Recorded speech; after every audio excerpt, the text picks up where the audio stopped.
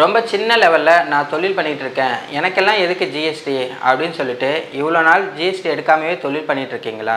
GST composition scheme அப்படின்னு சொல்லிட்டு ஒரு ஸ்பெஷலான ஜிஎஸ்டி ரெஜிஸ்ட்ரேஷன் முறை இருக்குது. அதில் வந்து நம்ம வந்து ஜிஎஸ்டி பதிவு பண்ணிக்கிட்டோம் அப்படின்னா ரொம்ப கம்மியான அளவில் வந்து ஜிஎஸ்டி வந்து பே பண்ணலாம். அதே மாதிரி ஃபைலிங் பண்ணுற மெத்தட் வந்து பார்த்திங்கன்னா ரொம்ப எளிமையாக வச்சுருப்பாங்க.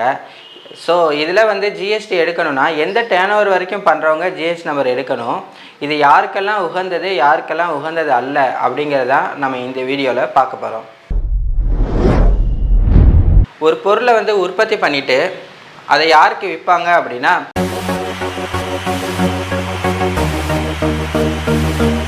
இப்போ B2B B2C அப்படின்னு ரெண்டு விதமான சேல்ஸ் இருக்குது. B2Bனா என்ன? நீங்கள் தயாரிக்கிற பொருளை வெளி மாநிலத்துக்கு விற்கிறேன் அப்படின்னாலோ, ஐஸ்கிரீம் தயாரிக்கிறவங்க, டொபேக்கோ அண்ட் பேன் மசாலா தயாரிக்கிறவங்க அவங்களும் வர முடியாது.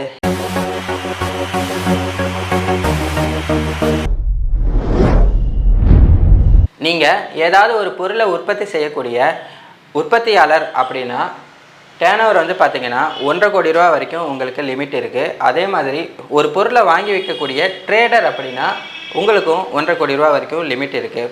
1.5 கோடி ரூபாய்க்கு மேலே போயிருச்சு அப்படின்னா நம்ம இந்த காம்போசிஷன் ஸ்கீமில் இருக்க முடியாது.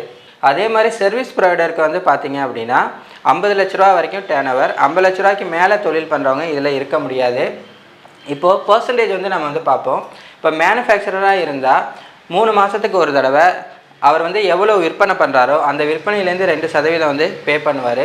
இதே பொருளை வாங்கி விற்கிற ட்ரேடர் அப்படின்னா 1% வந்து பே பண்ணுவார். சர்வீஸ் ப்ரொவைடர் அப்படின்னா 6% வந்து பே பண்ணுவார். யாருக்கெல்லாம் இப்போ இது உகந்தது அப்படிங்கிறத நம்ம வந்து பார்ப்போம். மேனுஃபேக்சரர் D2C அப்படின்னா டைரக்ட் டு கன்சியூமர்.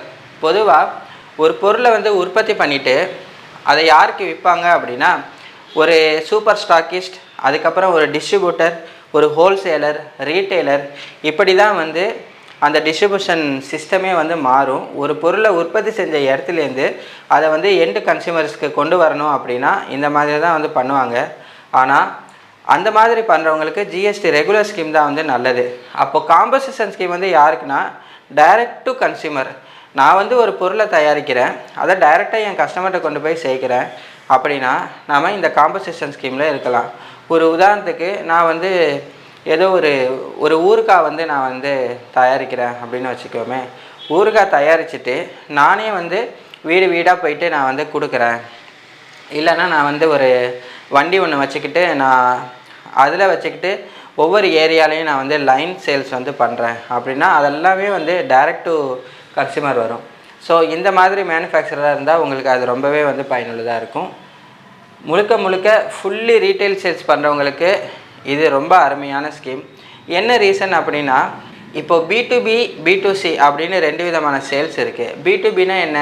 ஒரு பிஸ்னஸ் பர்சன் இன்னொரு பிஸ்னஸ் பர்சனுக்கு விற்கிறது B2B.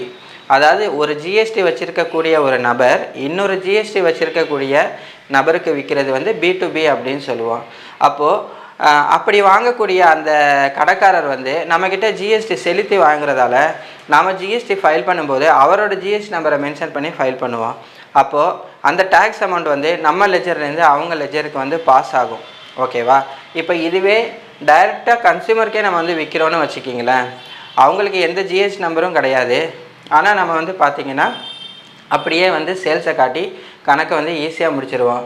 அதனால் B2B பிஸ்னஸ் பண்ணுறவங்களுக்கு கண்டிப்பாக இது வந்து செட் ஆகாது. ஆனால் B2C பிஸ்னஸ் பண்ணுறவங்களுக்கு கண்டிப்பாக இது வந்து செட் ஆகும். அப்புறம் ரெஸ்டாரண்ட் வந்து பார்த்திங்கன்னா ஆல்ரெடி வந்து கம்பல்சரி காம்போசிஷன் ஸ்கீமில் தான் வந்து இருக்குது. நீங்கள் ஏதாவது ஒரு ரெஸ்டாரண்ட்டில் வந்து சாப்பிட்டுட்டு நீங்கள் வந்து பில்லை வாங்கி பார்த்தீங்கன்னா தெரியும், அதுலேயே வந்து 5% வந்து அதில் வந்து போட்டிருப்பாங்க. நீங்கள் வந்து ஒரு 1000 ரூபாய்க்கு சாப்பிட்றீங்க அப்படின்னா அதில் 5% ஆட் பண்ணி 1050 ரூபா அப்படின்னு சொல்லிட்டு வந்திருக்கும். என்னென்னா அவங்க ஆல்ரெடி வந்து காம்போசிஷன் ஸ்கீமில் தான் ரெஸ்டாரண்ட்டுக்கெல்லாம் ஓடிக்கிட்டு இருக்குது. யாருக்கெல்லாம் உகந்ததில்லை அப்படின்னா B2B சேல்ஸ் பண்ணுறவங்களுக்கு உகந்ததில்லை அப்படின்னு ஏற்கனவே சொல்லிட்டோம். Interstate purchase or sales.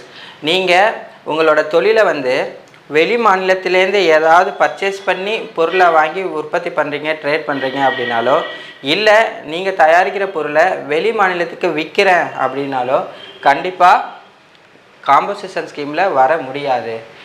Commerce business பண்ணுற யாருமே இதில் வர முடியாது. ஐஸ்கிரீம் தயாரிக்கிறவங்க, டொபேக்கோ அண்ட் பேன் மசாலா தயாரிக்கிறவங்க அவங்களும் வர முடியாது. கேஷுவல் டேக்ஸபிள் பர்சன் அப்படின்னு சொல்லுவாங்க. இவங்க யார் அப்படின்னா சீசனுக்கு மட்டும் பிஸ்னஸ் பண்ணுறவங்க. இப்போ தீபாவளி சீசனுக்கெல்லாம் டெம்பரவரியாக வந்து பார்த்திங்கன்னா வெடிக்கடைகள் வந்து போடுவாங்க. ஆனால் டெம்பரவரியாக வெடிக்கடைகள் போட்டாலுமே அவங்களுக்கு டேர்ன் ஓவர் லிமிட்டெல்லாம் வந்து பார்த்திங்கன்னா ஜிஎஸ்டி பே பண்ணுற மாதிரி தான் வந்து வரும். அப்போ அவங்களும் ஜிஎஸ்டி நம்பர் வச்சு தான் தொழிலை வந்து நடத்தி ஆகணும். ஆனால் அவங்க என்ன பண்ணுவாங்க அப்படின்னா, நான் இந்த வருஷத்தில் இந்த மாதத்துலேருந்து இந்த மாதம் வரைக்கும் நான் வந்து ஜிஎஸ்டி எனக்கு வேணும் அப்படின்னு சொல்லி அப்ளை பண்ணியே வாங்குவாங்க. அவங்கள தான் வந்து நம்ம கேஷுவல் டேக்ஸபிள் பர்சன் சொல்கிறோம். இவங்களுக்கும் இது வந்து அலௌடு கிடையாது. அதே மாதிரி நான் ரெசிடெண்ட் டேக்ஸபிள் பர்சன் இந்தியாவில் தொழில் ஆரம்பிக்கணும் அப்படின்னு நினச்சாருன்னா அவர் ஜிஎஸ்டி காம்போசிஷனில் தொழிலை ஆரம்பிக்க முடியாது. மொத்தத்தில் ஜிஎஸ்டி காம்போசிஷன் ஸ்கீம்னால் என்ன, யாருக்கு உகந்தது உகந்ததில்லை அப்படிங்கிறத பார்ப்போம். ஒரு ஸ்மால் டேக்ஸ் பேயராக நம்ம வந்து இருக்கிறோம் அப்படின்னா இது ஏன் பெட்டர் அப்படிங்கிறத நம்ம பார்ப்போம். ஃபஸ்ட்டு இதில் ஃபைலிங் வந்து பார்த்திங்கன்னா 3 மாதத்துக்கு ஒரு தடவை தான் ஃபைல் பண்ணணும். நீங்கள் ஒரு ரெகுலர் ஜிஎஸ்டி பேயராக இருந்தால் மாதம் ஜிஎஸ்டி ஃபைல் பண்ணணும். உங்களோட அக்கௌண்டண்ட்டுக்கும் நீங்கள் வந்து மாதம் ஃபீஸ் கொடுக்கணும். இது 3 மாதத்துக்கு ஒரு தடவை ஃபைலிங் பண்ணால் போதுமானது. செகண்டு, நீங்கள் ஒரு ரெகுலர் ஜிஎஸ்டியில் வந்து நம்ம யார்கிட்ட இதெல்லாம் பர்ச்சேஸ் பண்ணுறோம் அப்படிங்கிறதையும், நாம் பர்ச்சேஸ் பண்ணுற இடத்துலலாம் அவங்க ஒழுங்காக ஃபைல் பண்ணுறாங்களா அப்படிங்கிறதையும் அடிக்கடி செப்பரேட்டாக வந்து நம்ம வந்து மானிட்டர் பண்ணிக்கிட்டே இருக்கணும். ஸோ பர்ச்சேஸ்லேருந்து வந்த இன்புட் எவ்வளவு, சேல்ஸில் இருக்கிற அவுட்புட் எவ்வளவு, இந்த ரெண்டத்தையும் லெஸ் பண்ணி கணக்கு பண்ணி உங்களோட அக்கௌண்டண்ட்டோ ஆடிட்டரோ நீங்கள் இந்த மாதம் இவ்வளோ பே பண்ண வேண்டியிருக்கு அப்படிங்கிற மாதிரி கணக்கு போட்டு சொல்லுவாங்க. அதை பேஸ் பண்ணி நம்ம வந்து மாதம் வந்து டேக்ஸ் கட்டுற மாதிரி இருக்கும். ஆனால் இதில் இந்த மாதிரி கிடையாது. நம்ம பில் புக்கை எடுத்து ஒவ்வொரு குவார்ட்டரும் நமக்கு எவ்வளோ சேல்ஸ் நடந்திருக்கு அப்படிங்க பார்த்தா போதும். ஃபஸ்ட்டு குவார்ட்டர் அப்படின்னா ஏப்ரல்லேருந்து ஜூன் வரைக்கும் வரும். செகண்ட் குவார்ட்டர் அப்படின்னா ஜூலை டு செப்டம்பர். இந்த மாதிரி 3 மாதத்துக்கு ஒரு தடவை Q1, Q2, Q3, Q4 அப்படின்னு சொல்லி மொத்தமே நமக்கு 4 குவார்ட்டர் தான் உண்டு. அப்போது ஒரு 3 மாதத்துக்கான சேல்ஸ் எவ்வளோ அப்படின்ட்டு பில் புக்கை எடுத்து கூட்டிட்டு அதுதான் நம்மளோட சேல்ஸ் அப்படின்னு முடிவு பண்ணிட்டு, நம்ம ஏற்கனவே சொன்னபடி நீங்கள் 2%, 1%, 5% இல்லை 6% அப்படிங்கிறத முடிவு பண்ணிவிட்டு நம்ம அதுபடி ஈஸியாக பே பண்ணி விட்டுடலாம். அதனால் நமக்கு பார்த்திங்கன்னா காம்பன்சேஷன் ஸ்கீம் வந்து ரொம்பவே வந்து பெட்டராக இருக்கும். சரி, இப்போ உங்கள் எல்லாருக்கும் டவுட்டாக இருக்கும், சார் நான் இவ்வளோ நாள் வந்து ஒரு ரெகுலர் டீலராக இருக்கேன், நான் இப்போ காம்போசிஷன் ஸ்கீமில் போகலாமா அப்படின்ட்டு. காம்போசிஷன் ஸ்கீமில் வந்து பார்த்திங்கன்னா ஜென்ரலி ஒவ்வொரு வருஷமும் பிப்ரவரி அல்லது மார்ச் மாதம்தான் அதுக்கு அடுத்த வருஷத்துக்கு காம்போசிஷன் போகிறதுக்கே ஃபார்ம் வந்து ஓப்பன் பண்ணி விடுவாங்க. நீங்கள் அடுத்த ஃபினான்ஷியல் இயரில் காம்போசிஷன் ஸ்கீம் சூஸ் பண்ணணுன்னா பிப்ரவரி மார்ச்லேயே உங்கள் அக்கௌண்டன்ட் அல்லது ஆடிட்டர்கிட்ட சொல்லி நான் இந்த மாதிரி காம்போசிஷன் ஸ்கீமில் போகணுன்னு ஆசைப்பட்றேன் அப்படின்னு சொன்னால் அவங்க உங்களுக்கு இப்போ இருக்கிற ஜிஎஸ்டியையே அந்த ஸ்கீமுக்கு வந்து மாற்றி கொடுத்துருவாங்க. ஸோ ஏப்ரல் 1லேருந்து நீங்கள் ஆட்டோமேட்டிக்காக காம்போசிஷன் ஸ்கீமில் போயிடுவீங்க. சார் நான் காம்போசிஷன் ஸ்கீமில் இருக்கேன், எனக்கு கொஞ்சம் டேக்ஸ் எல்லாம் கட்டுற மாதிரி வருது, B2B பிஸ்னஸ் நிறையா வருது, அவங்களுக்கு இன்புட் கிடைக்கலன்னு சொல்லிவிட்டு நீங்கள் இந்த ஸ்கீமில் இருக்காதீங்க, ரெகுலர் ஸ்கீமில் இருங்கன்னு சொல்கிறாங்க. என்னோடய கஸ்டமர்ஸ் எல்லாம் வந்து நீங்கள் ஏன் காம்போசிஷன் எடுத்தீங்க அப்படின்னு திட்டுறாங்க. அப்படிங்கிற மாதிரி நீங்கள் ஃபீல் பண்ணுறவராக இருந்தால் எப்போ வேணாலும் நீங்கள் வந்து ரெகுலருக்கு மாறிக்கலாம். காம்போசிஷன்லேருந்து ரெகுலருக்கு எப்போ நினச்சாலும் நீங்கள் மாறிக்கலாம். ஆனால் ரெகுலர்லேருந்து காம்போசிஷனுக்கு மாறணும்னா வருஷத்துக்கு ஒரு தடவை தான் முடியும். அதுவும் பிப்ரவரி அண்டு மார்ச்சில் தான் முடியும். ஓகேவா? உங்களுக்கு இது மூலியமாக ஏதோ ஒரு நல்ல இன்ஃபர்மேஷன் கிடச்சிருந்தது, ஒரு கிளாரிட்டி கிடைச்சது அப்படின்னா கண்டிப்பாக மறக்காமல் கமெண்ட்டில் வந்து போட்டு எங்களை மோட்டிவேட் பண்ணுங்கள். மறக்காமல் இந்த வீடியோக்கு வந்து லைக் பண்ணிவிட்டு உங்களோட ஆதரவு கொடுக்கும்படி கேட்டுக்கொள்கிறேன். மறுபடியும் அடுத்த வீடியோவில் இன்னொரு புது தகவலோடு நம்ம சந்திக்கலாம். தேங்க்யூ ஃபார் வாட்சிங்.